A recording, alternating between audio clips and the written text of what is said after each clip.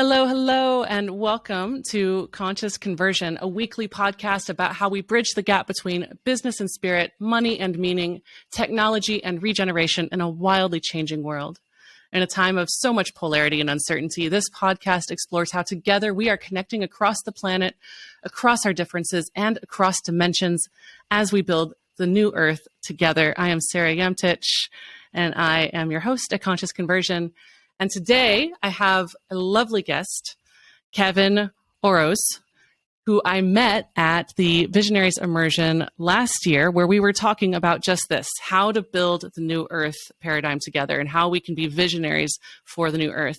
And that's exactly why I wanted to invite you here today, is because I know that you are one of these amazing visionaries talking about how we can build a new economy, how we can do relationships, in maybe not a new way, but in a different way than we have been, and a variety of other ways that we can live into a new way of being. So, Kevin, thank you so much for being here. I really appreciate you coming onto the show. Kevin is an entrepreneur, a performance philosopher, and a student of humanities myths, driven by offering his voice and his presence to improving the lives of people all over the world. Through his podcast, The Revolution, online courses, evolutionary men's work, and private mentorship, Kevin teaches others how to create more impact and success in business, ignite polarity in relationship, and claim their confident voice. So thank you so much for being here. And I'm just going to open the conversation with the bombshell question of, what is your purpose on this planet in this particular incarnation? Brilliant. Grateful to be here, Sarah. Honored. And thank you for that amazing intro. My dharma or purpose for being here is to evolve consciousness and language by retelling mythologies such that they can be understood and integrated by our civilization. Amazing. Well, as a big fan of Joseph Campbell, I love that topic. Oh, yeah. I'm so curious, I'm sure we'll dive into it, how mythology and archetypes play into your vision for the new world. So actually, I'll just start with that. Like how I know you as somebody who speaks beautifully and eloquently about cryptocurrency and the new economy around that, and blockchain, which I know very little about, but enough to be dangerous. And your expertise on polarity and relationship.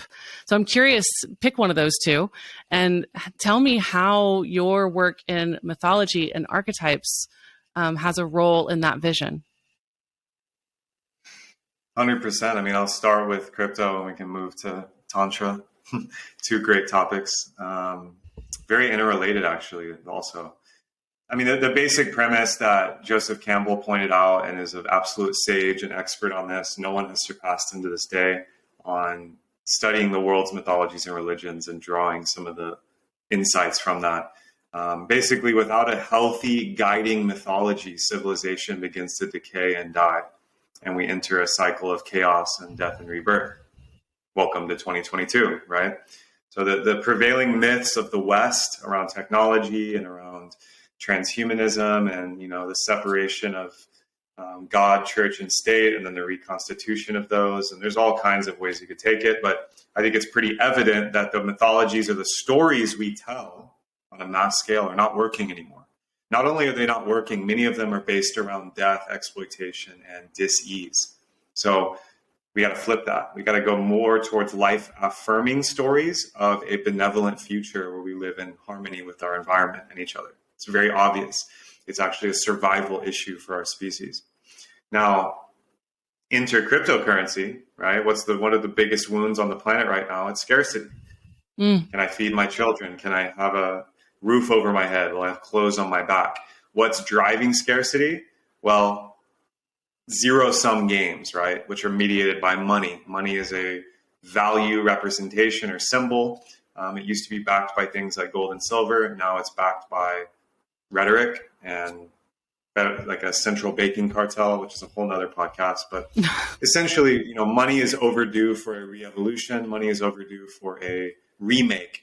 So we had this anonymous character, Satoshi Nakamoto, who puts out a white paper in 2009 following the 2008 financial crisis about creating sound money and hard money based on mathematics and based on code that would create freedom from central banks, which are essentially, gangster capitalists who are becoming the middleman or the printer of the money, which started out as a pretty cool idea and created a lot of, action and a lot of economy, which is amazing.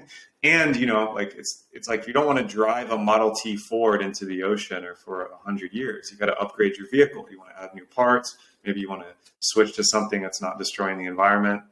And maybe you want to switch to something that it works for everyone, not just for a small class of humans. So that's where cryptocurrency comes in.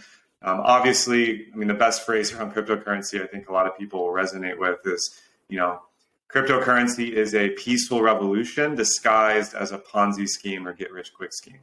And a lot of people get caught up in the hype or caught up in the issues with it. And you got to realize it's very, very young. It's only 13 years old.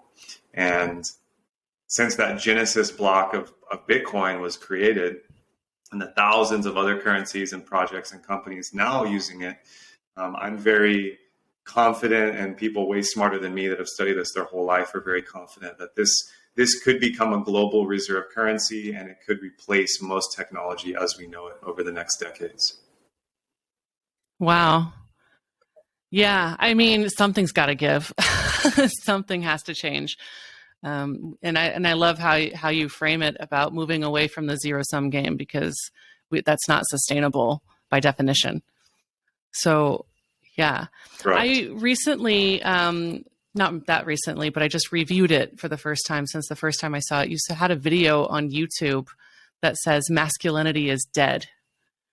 And I wonder if you can speak to that for a moment, because it's a topic I've been really extremely fascinated by in the last several months, last year, I guess, around masculinity and femininity. As somebody, I actually majored in women's studies in undergrad, and was quite the activist, feminist activist, and so a lot of my beliefs have been kind of turned on their head a little bit in the last year in interesting ways. Certainly. And I find myself having thoughts that I would have been very judgmental of, 20 years ago. I'm curious if you can speak to that a little bit about the, in terms of like the new paradigm and the archetypical framework and how you see masculinity having died. That video was kind of notorious. I went viral on Facebook back when you could still do that organically. And it kind of launched me into this movement into men's work. I'd started doing a lot of men's work at the time, which is what inspired the video, but it certainly triggered and inspired a lot of people, apparently. So when I say masculinity is dead, I was actually echoing Nietzsche when he said God is dead and we've killed him, right? He declares this in his texts in the 19th century, which is that, the materialist rationalist world killed God. They took out the sacred, right? It's a metaphorical or archetypal meaning. And I was saying the same with masculinity. A lot of people thought I was being literal and that masculinity is dead and I was some kind of social justice warrior, which is actually the exact opposite. The traditional models and machismo wounded basis for masculinity, the archetypal man, if you will, is dead, which is actually a good part of the hero's journey, right? It's the rebirth and resurrection. So the father has to die so the son can ascend. And that's what I was speaking to, is these old paradigms, these legacy institutions of predominantly white men, although, it's just men everywhere in nature that are amassing resources and using dominator culture over the last several thousand years to steer history. And there's been mostly good that has come from that. I want to reiterate that, because I'm not a radical feminist. I'm not anti-patriarchy at all. I think the sum total is good. It's created this technology and this civilization that works pretty well. But the parts that don't work well, and the rampant abuse and greed and corruption and downright evil, I believe, at some of the highest levels, with some of the stuff that's coming out with whistleblowers, not only is not working, it has an extinction level threat to our species. Now, the good news is that the human heart, the soul, whatever you think of as the spiritual dimension, and the world itself, Gaia, so the sum total of all beings on this planet, are literally alive. They're an organism, and they have antibodies. They have an immune system. And this happens in consciousness as well. So it's actually perfect timing that gender roles and sexuality and the Me Too movement and all this radical third wave feminism and also the radical left stuff that's coming out right now around gender pronouns and neutralizing all, gender, and doing this chemically and surgically, but also doing it in the media with, a lot that's happening. And I won't even share a lot of my opinions on this. It's just, I'm just observing what's happening. And this has been pointed out a lot of times, specifically when Rome was collapsing.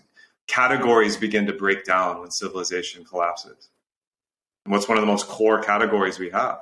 Masculine and feminine, which of course doesn't have to mean man and woman. Masculine and feminine are energetics that exist everywhere, right? So women can be masculine and men can be feminine. It has nothing to do with genitalia and everything. Yeah. And so that video was basically just a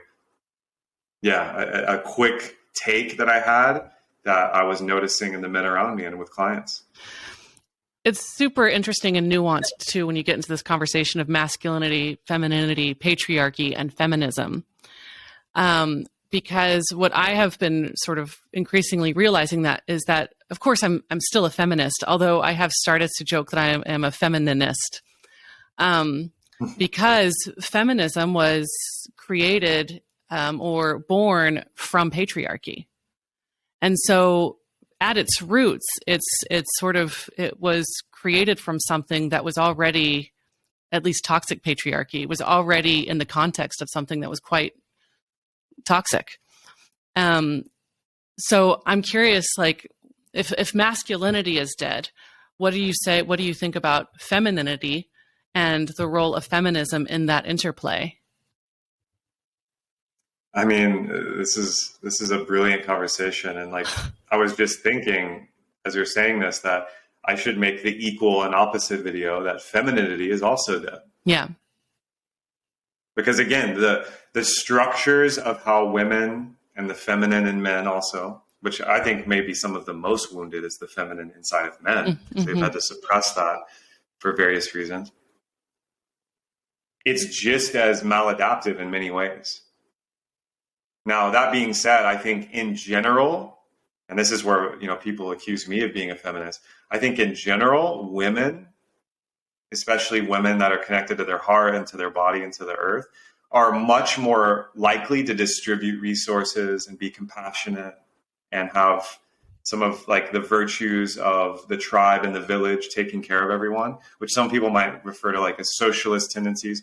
I think that's pretty much true with female leaders. And we see this. You can look at anthropology with some of the studies around matriarchal or matrilinear cultures, where the women actually inherit the wealth and the women get to have multiple husbands in power positions.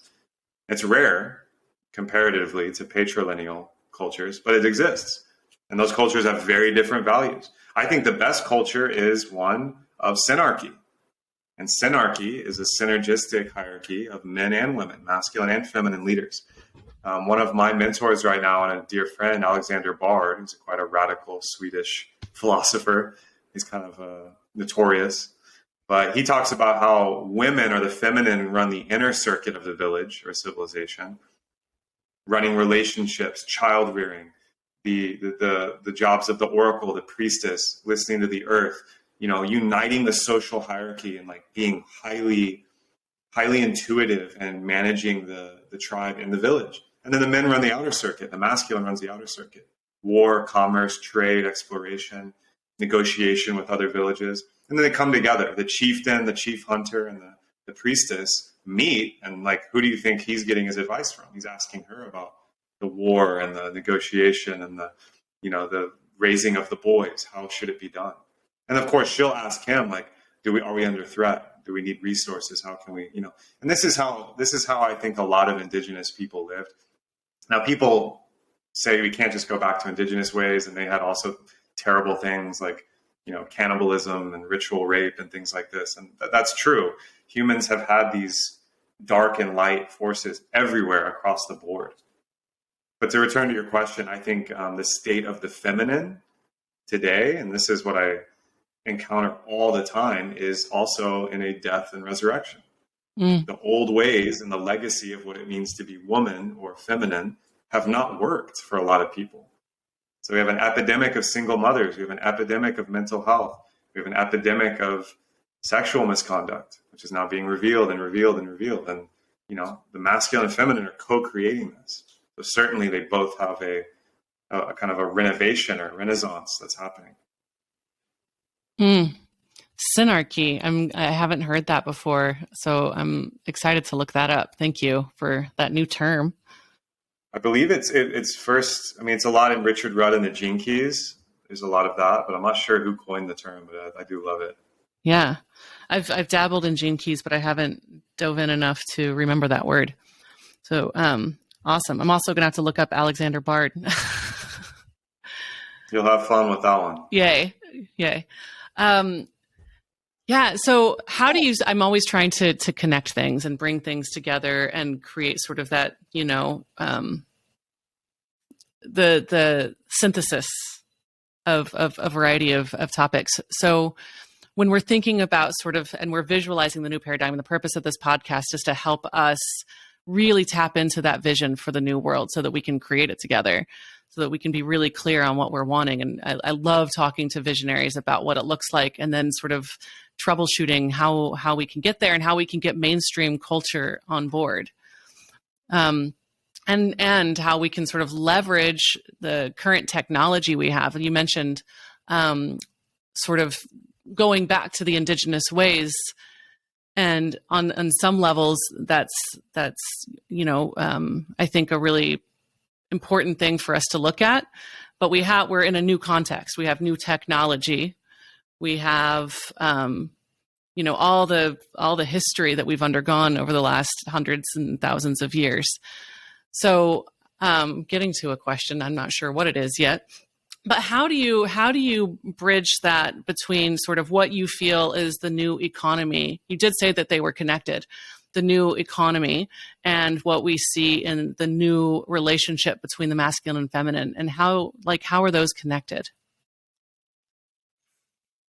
I mean, like new paradigm relationship, whatever that looks like, it's going to look different for everyone, but hopefully it would involve higher levels of communication, of sexual and emotional health, higher levels of shared power and structure, and also evolutionary roles that really work for the masculine and feminine. In the same way, cryptocurrencies, decentralized finance, NFTs, and Web3, which is going to explode, the metaverse and all these things, it's already happening, are new octaves of old systems that we already have. And they're being restructured, and they're being awakened now on the planet in a massive way. And these are very Aquarian technologies. And this is there's all these different slices of the prophecy that we're living right now. But one is the age of Aquarius, right? So the Piscean age is all about, illusion, duality, secret sex, and conspiracies, and like hierarchy, and like the deep unconscious, right? Which is extremely powerful. We needed that. And now the Aquarian age is about enlightenment and rational evolution, merging science, spirituality, technology, and creating the Sangha, the group of people, the decentralized, autonomous system that will up-level humanity, because we have to make some big shifts. And you can pick any area, the economy, the state of war right now, the state of the environment, the state of cities and infrastructure, money. Pick any area, and we're reaching an omega point where like something massive is going to have to shift, because the way we've been doing it doesn't work. So in the same way that you need to learn new techniques to invest your money or create value and wealth in business, which I think the crypto sector, the Web3 sector, the umbrella, has the best solutions right now. In the same way, you're going to have to learn how to upgrade your relationships. And so these are new operating systems, essentially. And ideally, they happen at the core level of relationship, because life happens in relationship. Relationships might be the most important thing to study and skillfully train in, whether it's intimate, friend, colleague, business, village, world, because that's where everything's happening. And so that to tie them together, Tantra is the union of you with God. It's your relationship to God, and then to your beloved, and then to your family, and then to the world. Money is your relationship of value and transaction with others and service. And hopefully you're adding value and you're being of service and you're helping uplift. And so we need new models for that. And I think this is where crypto comes in and creates an amazing new model that cuts out middlemen and puts power back into the hands of the people. Yeah. Wow. So thinking about it in terms of relationship and the interconnectedness of us all, and thinking of, I've had a hard time. It's like I hear somebody like you talk at the Visionaries Immersion, and I'm like, okay, so I'm trusting these people that they're doing their research and that we have the same intentions for the world and the same hopes and dreams for the world because we're here at this event together. Yet it's so hard for me to get online and to get on deck with crypto because it's not, it's not this tangible thing. Whereas I'm like wanting to get more into the tangible dirt of the world and be more in harmony with nature. And meanwhile, we've got Web3, which is at least on the face of it, it feels like we're taking ourselves out of that. But if we think about it in terms of interconnectivity, right, and crypto being an energy exchange that happens to be recorded, then I can start to sort of visualize it. Okay, so I'm living in harmony with nature. There's a relationship between me and Mother Earth. There's a relationship between me and that tree. There's a relationship between me and that man. And there's a relationship between me and this service provider or storefront owner, and how we can have the energy exchange in a way that feels really sort of joyful and equitable and, whatever the opposite of a zero-sum game is.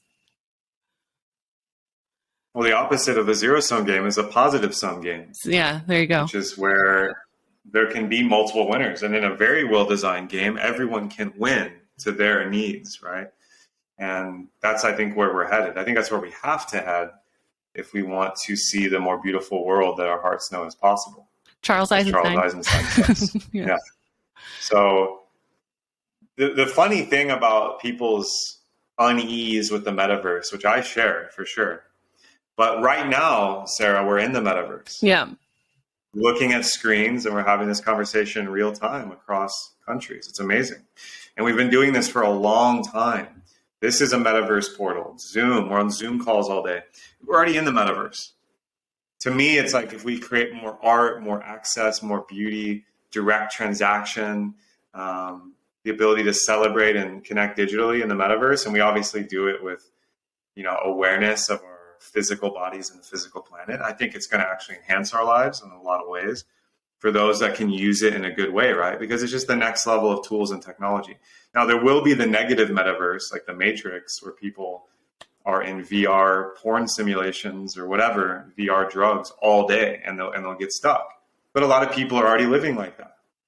And so we want to awaken who we can awaken, and we want to design technology to be symbiotic with us that is actually helping us give to the earth, right? The value and the art and the business we're doing in the metaverse.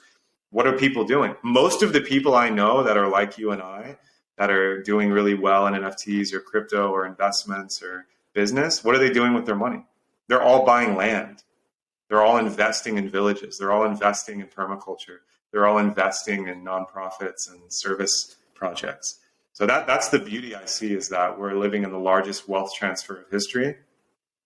During the pandemic, and maybe someone can fact check these numbers, but 150 million humans or something went below the poverty line, and 500 new persons were added to the billionaire list.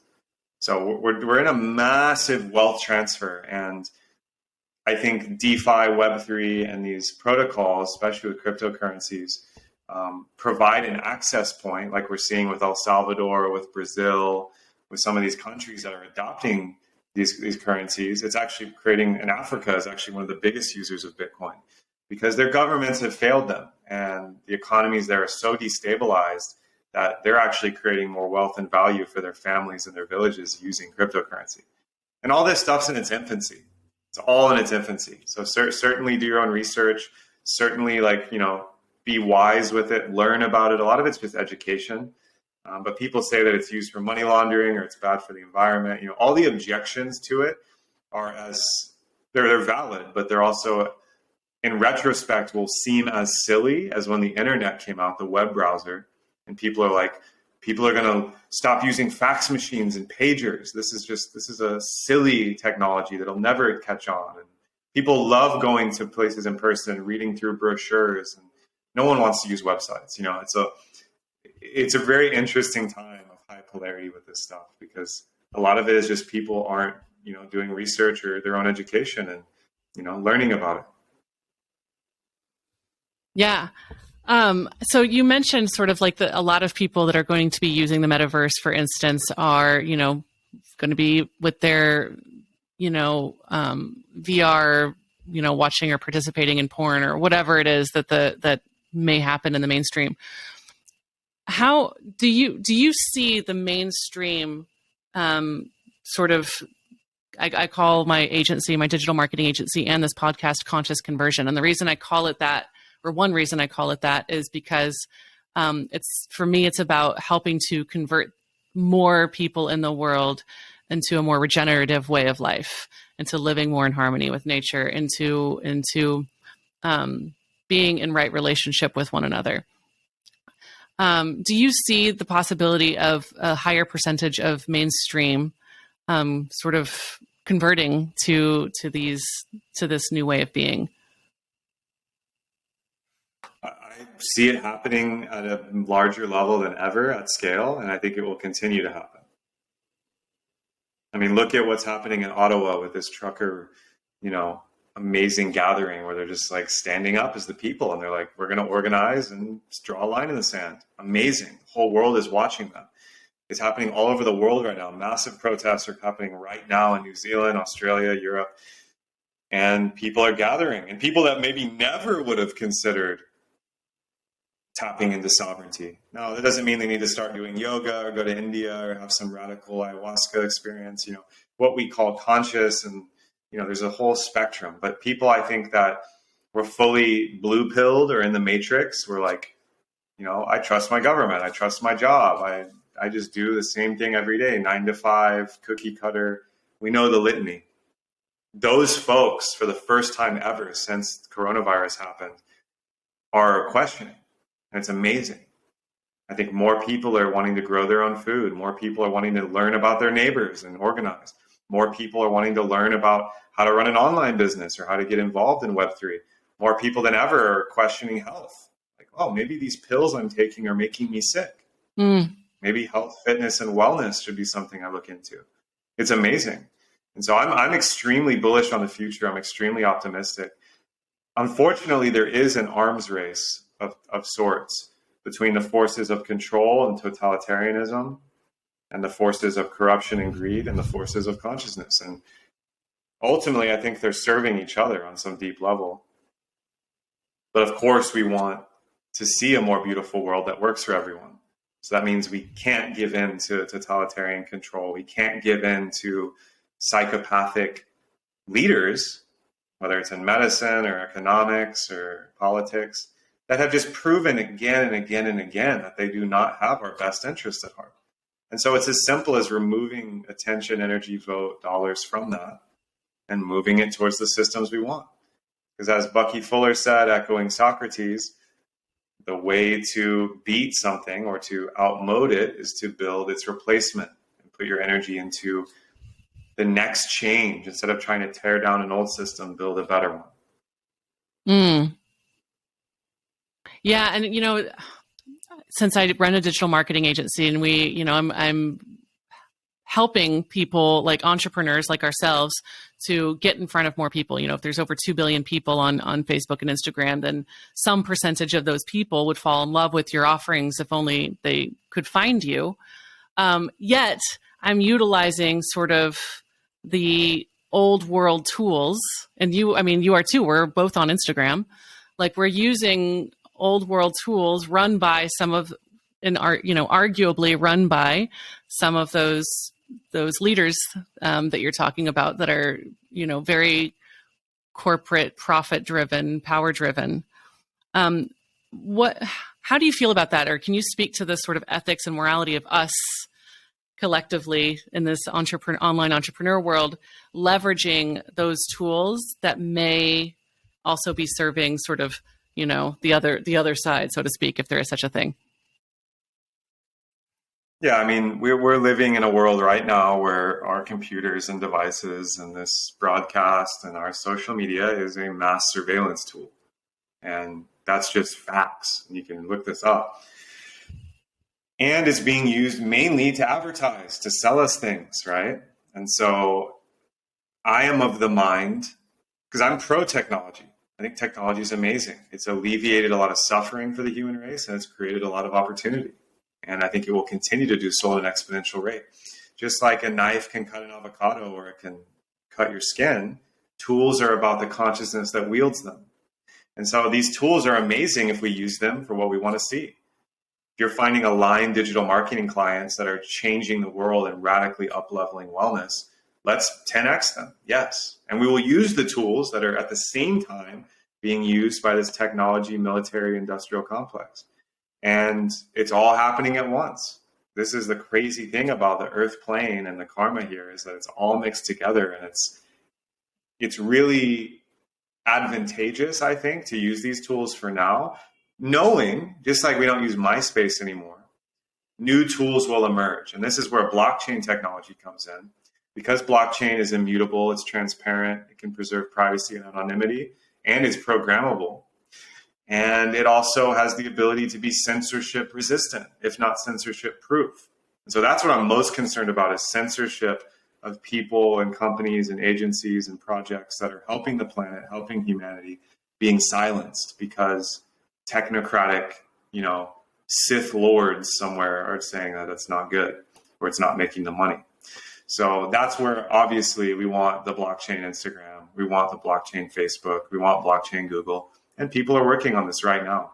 The great exodus will happen when either the forces of control overstep their boundary too far, which, I mean, they're slowly doing it, so you don't really notice it. But at some point, they'll try to push back so hard that they'll alienate millions and billions of people, which I think is starting to happen already. And at the same time, we need a new surface level project and entry point for the mainstream into a new technological commons, a technological commons. We want to recreate the commons, right? Which is where people can gather and share resources and information freely. Yeah. No, I love that. I mean, that's how I see sort of my role at this moment, is sort of going into the current commons that we have and offering my hand and being like, hey, come over here, come hang out with us over here. Because that's, I mean, over 2 billion people, and even more than that when you're looking at like Google and YouTube, it's like way more than what we need for a critical mass. And reaching those folks and bringing them over. And same with like Metaverse, even though I'm still baffled by the whole thing. Like, why are we creating this other world when we need to work in this one? Yet I've also been told that it can be a really cool staging ground.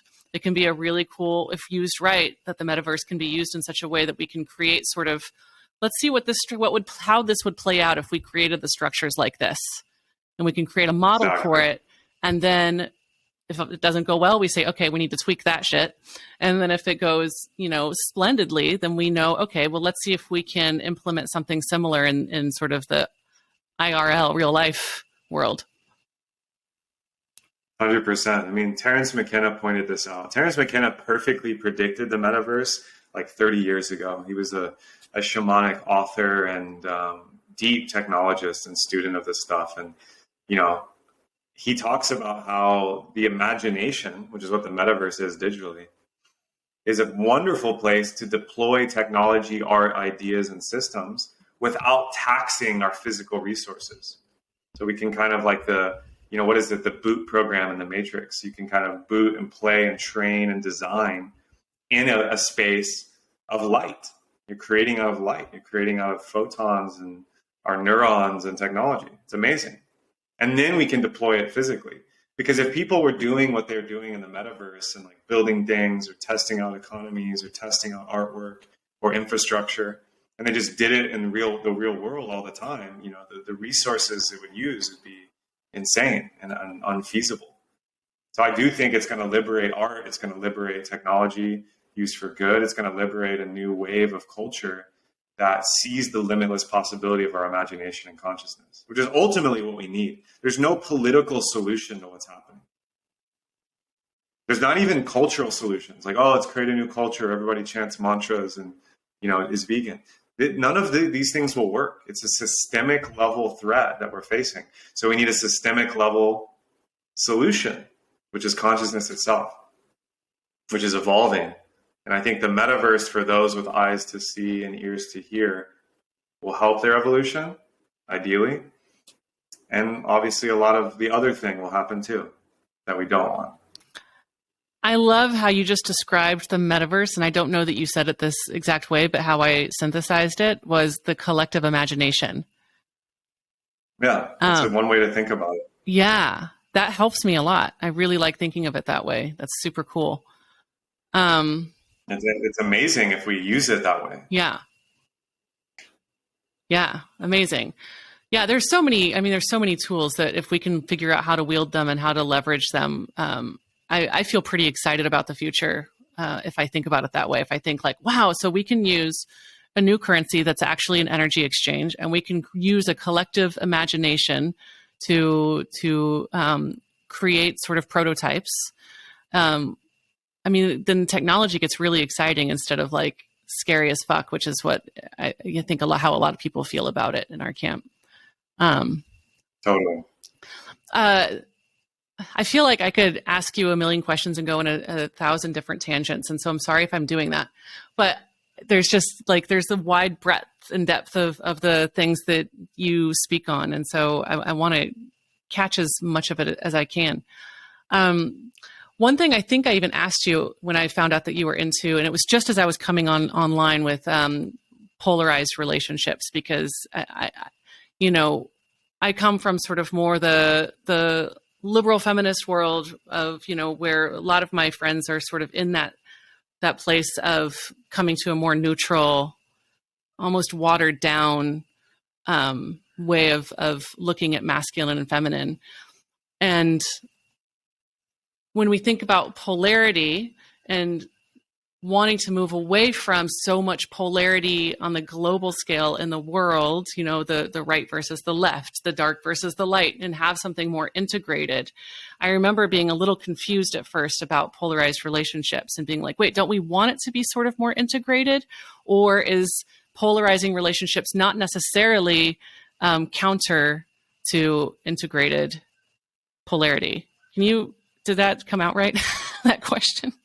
Yeah, no, I get it. I've thought a lot about this. I mean, this idea of polarity, which was popularized, I think, by David Data and his student, John Wineland, which are certainly amazing resources for this. And to me, it's there in the Kybalion and natural law, the law of polarity or the law of gender. You know, everything in the physical and in the energetic has a pole.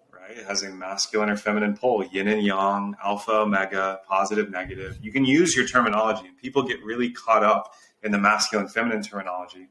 I mean, even today, I was reading comments on a video, people saying like, you need to change your language. It needs to be this way. And it's like, for the vast majority of people, especially the clients I work with, not only does it work, it's extremely healing and empowering to actually embody this stuff using masculine, feminine energy.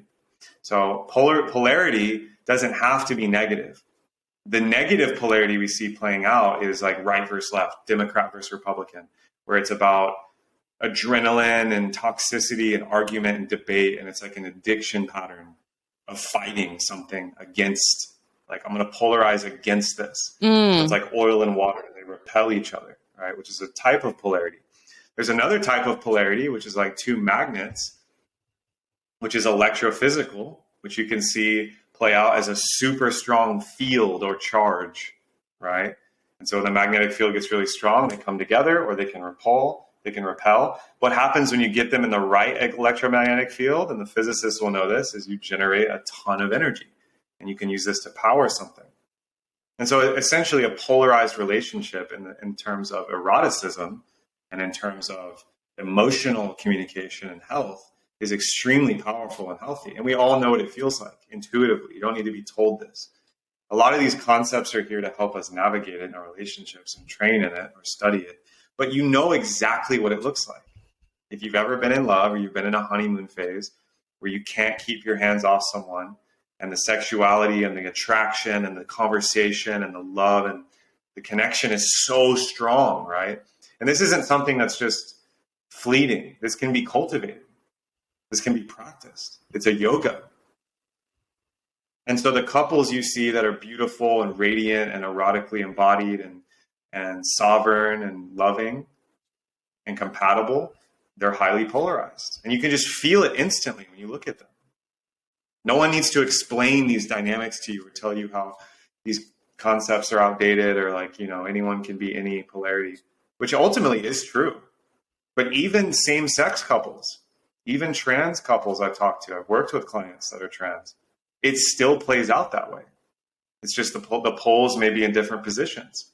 You can move the constellation around, but this is like a physics level phenomenon with human beings. And obviously it makes sense because what's nature trying to do? Well, it's trying to expand creation. How do we do that? We make babies. We create alliances with each other and we create families and civilizations. So this force is doing this.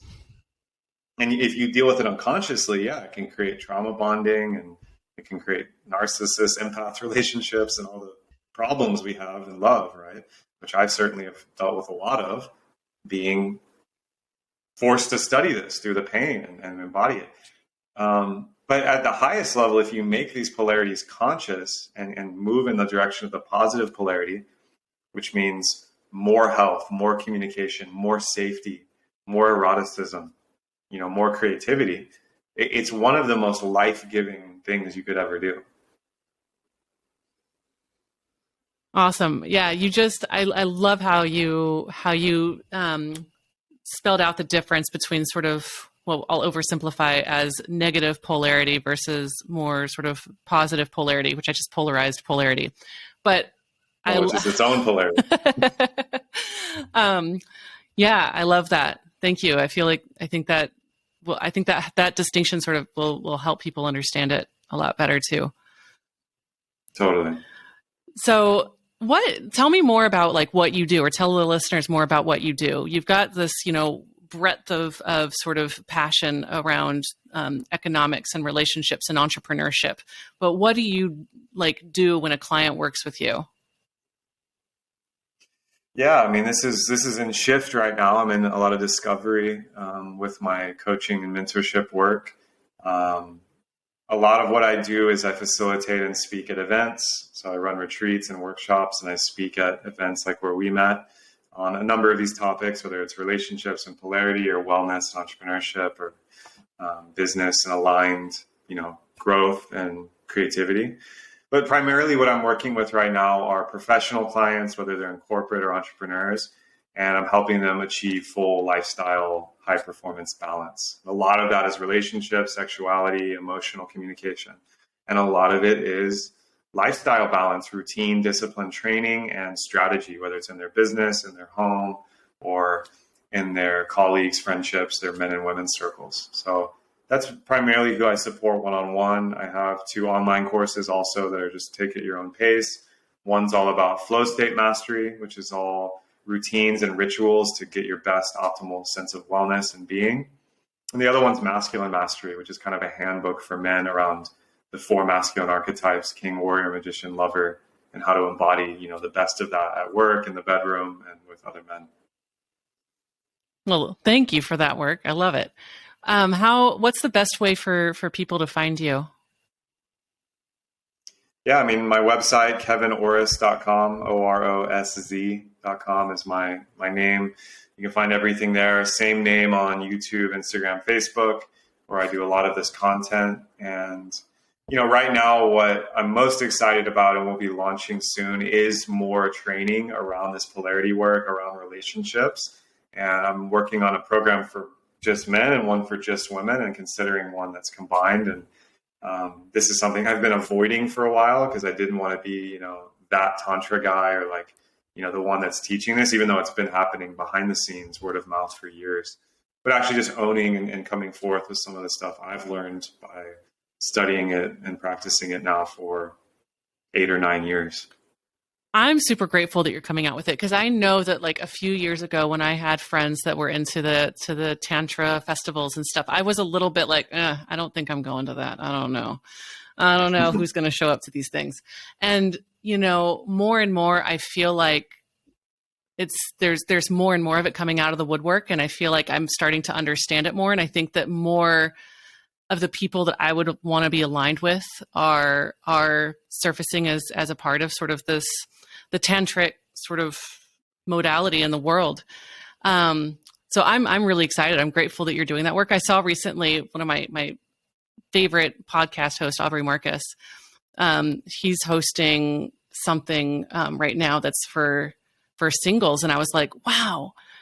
Because I was thinking like, what would be the best way to, as a woman, as a single mom who wants to meet sort of like a embodied masculine man, how the hell does one do that? I was like, I need to go to one of these retreats and just like poke my head around and be like, hey guys, but I think having events that where both are looking for the same thing is super exciting, like way more exciting than getting on a dating app or meeting people, in the more traditional ways.